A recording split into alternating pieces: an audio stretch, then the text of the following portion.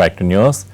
AP మంత్రి నారాయణ కుమారుడు Nishith Narayana accident కేసులో బెంచ్ కంపెనీ విచారణ ప్రారంభమైంది. జర్మనీ నుంచి నగరానికి చేరుకున్న ఇద్దరు కంపెనీ ప్రతినిధులు కారు ప్రమాదం జరిగిన ప్రాంతాన్ని పరిశీలించారు. ప్రమాదానికి కారణాలను వారు అన్వేషించారు.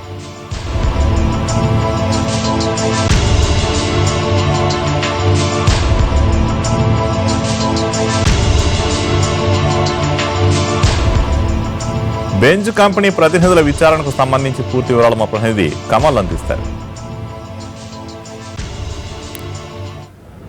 మెర్సిడీస్ బెంజ్ కారు ప్రమాదం జరిగిన తీరుపై అటు దేశవ్యాప్తంగా ప్రపంచవ్యాప్తంగా ఉన్నటువంటి అధికారులంతా కూడా ఆరాధిస్తున్నారు. బెంజ్ కార్లకు సంబంధించి ఇప్పటివరకు జరిగినటువంటి రోడ్డు ప్రమాదాల్లో ఎవరు కూడా ప్రాణం పోగొట్టుకున్నటువంటి సందర్భం రాలేదు. కానీ జూబ్లీహిల్స్ లో జరిగినటువంటి రోడ్డు ప్రమాదంలో ఆంధ్రప్రదేశ్ మంత్రి నారాయణ కుమారుడు నిషిత్ నారాయణ ఏ విధంగా ప్రాణాలు కోల్పోయాడు, బెంజ్ కారు సంబంధించి ఏదైనా లోపం ఉందా అన్నది కూడా ఎక్స్పర్ట్స్ నిపుణుల బృందం ఆరాధిస్తుంది. జర్మనీ, హాంకాంగ్ సంబంధించినటువంటి నలుగురు ప్రతినిధుల బృందం హాంకాంగ్ నుంచి కూడా ఇక్కడికి చేరుకోవడం జరిగింది. అటు మద్రాసు, పూణే, ఢిల్లీ ఈ ఐదు ప్రాంతాల నుంచి వచ్చినటువంటి ప్రత్యేక నిపుణుల బృందం మెర్సిడీస్ బెంజ్ కారుకు సంబంధించినటువంటి గ్యారేజ్ బోయిన్పల్లిలో ఉన్నటువంటి గ్యారేజ్ లోకి కారును ప్రమాదానికి గురైనటువంటి కారును చేర్చడం జరిగింది. మనం చూడొచ్చు ఎక్కడైతే టెంట్ మాదిరిగా కారు పైన క్లోజ్ చేసి క్లాత్ వేసి పెట్టడం జరిగింది. మనం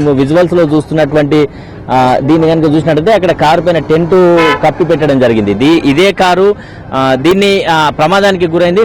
నిషిత్ నారాయణ ప్రాణాలు కోల్పోయినటువంటి కారు కూడా ఇదే. దీన్ని ఇక్కడికి బోయిన్పల్లిలో ఉన్నటువంటి బెంజ్ గ్యారేజ్ కి తరలించారు. ఇక్కడ నిపుణుల బృందం అంతా కూడా పరిశీలన జరుపుతుంది.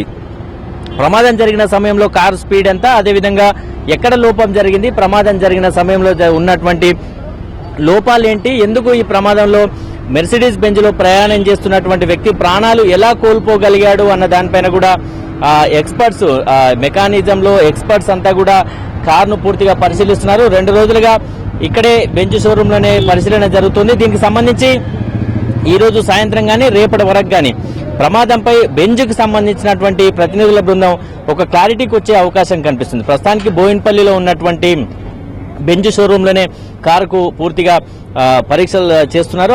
అంతా కూడా తనిఖీ చేయడం జరుగుతుంది. కెమెరా పర్సన్ రాజ్ కుమార్ తో కమల్ ఎన్టీవీ.